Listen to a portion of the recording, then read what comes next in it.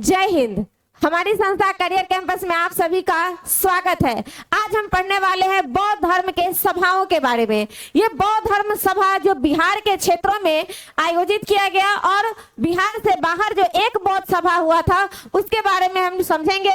Total 4 बौद्ध सभा आयोजित की गई थी और जहां से क्वेश्चन हमारे एग्जाम्स में पूछे जाते हैं, तो आज के बाद हम इस क्वेश्चन को आसानी से डील कर सकते हैं। तो आइए स्टार्ट करते हैं।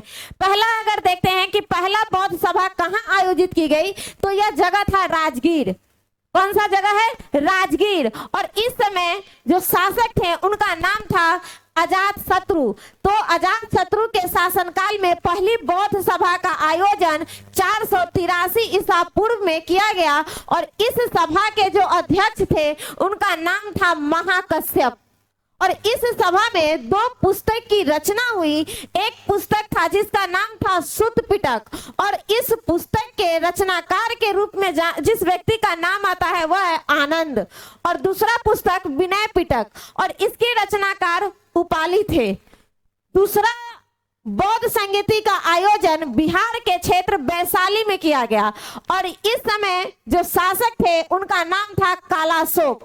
तो कालाशोक के शासनकाल में 283 ईसा पूर्व में दूसरी बौद्ध समिति का आयोजन किया गया और इसके अध्यक्ष सर्वकामी थे। इस समय बौद्ध धर्म 2 छोटे छोटे समूहों में बट जाते हैं और यह समूह अस्थावीर और महासांघिक के नाम से जाना जाता है।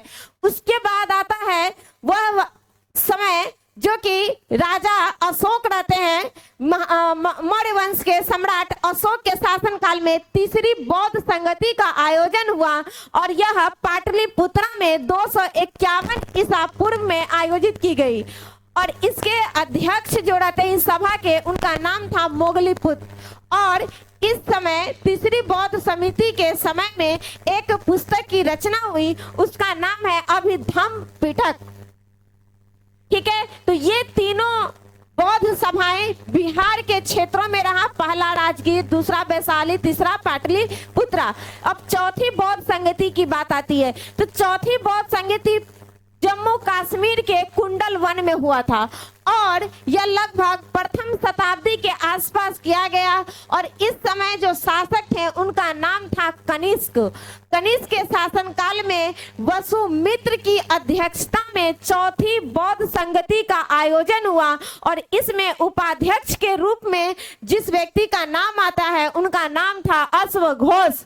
और इस समय चौथी बौद्ध संगति के समय में ही बौद्ध धर्म 2 भागों में बट जाते हैं, 2 विचारधाराओं में बट जाते हैं। एक का नाम पड़ा हीनयान, दूसरा का नाम पड़ा महायान।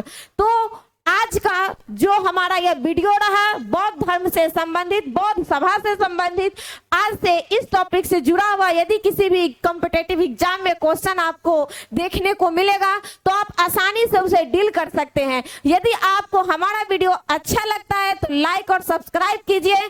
जय हिंद।